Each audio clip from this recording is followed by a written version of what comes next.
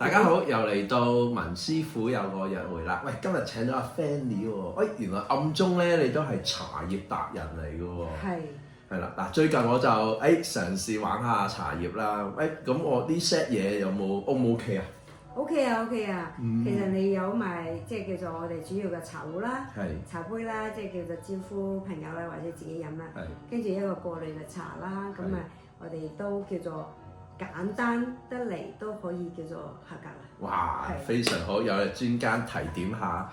咁我想問咧，譬如講茶葉啊，有啲咩尊貴啲嘅茶葉咧，值得介紹㗎？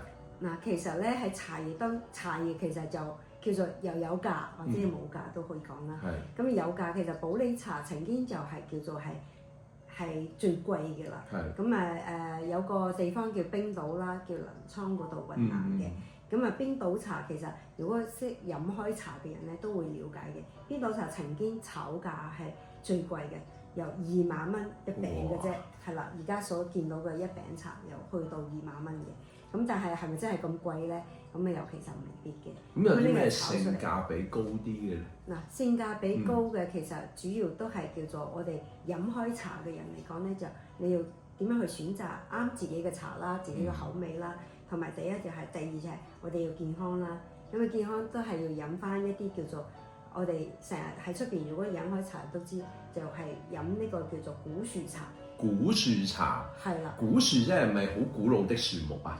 係啦。通常個樹咧就最起碼要100年，100年以上嘅茶，以上嘅樹啦、茶樹啦，先至稱得上係古樹茶啦。咁係呢啲樹咧都係即係唔係科科都可以有100年啦。咁佢種咗100年。咁呢棵樹所生產出嚟嘅茶，每一年都有個收成啦。咁嗰啲茶咧，先至係叫做健康啦，同埋佢係比較天然啦，係唔會有任何嘅人手嘅打理啦。佢靠天氣嘅雨水啦，靠一啲嘅天然嘅施肥啦，咁就已經成長。咁每一年嘅雨水多嘅時候，咁就茶葉收成啦。雨水少、乾旱嘅時候咧，咁個茶葉就未必即係可以收成。一有雨，即係你見過啲植物咧，一落雨咧就發芽啦。咁茶葉都係一樣啦。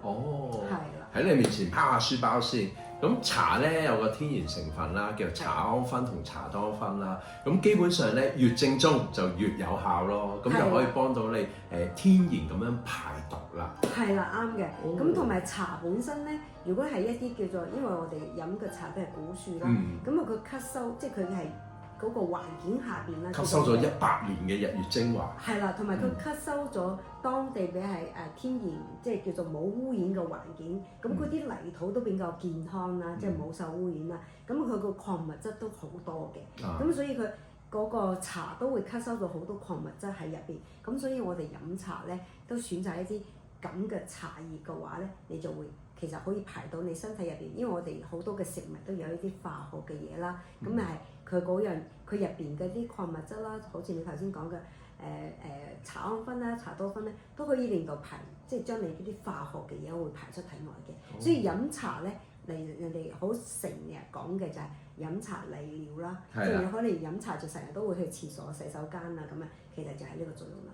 令到你將呢啲唔好嘅嘢排出身體之外。正所謂茶到口，買屋又買樓啊！咁識文師傅嘅朋友咧，可以打呢個秘密碼文師傅3個字，咁可以揾阿 Fanny 啦，傾下偈啦。因為江湖傳聞咧，佢有一批好靚嘅古樹茶喎。咁如果朋友揾阿 Fanny 啦，咁佢除咗有小禮物送俾大家之外咧，亦都會有額外一個折扣優惠，好似係咪9折啊？係啊，可以啊，非常好，我莫代各位朋友多謝你先。多謝文師傅。好啊，咁希望拭目以待你啲靚茶俾我哋啊。咁我哋一陣間沖下茶飲下先。好啊，好，多謝晒你。唔該晒，唔該文師傅。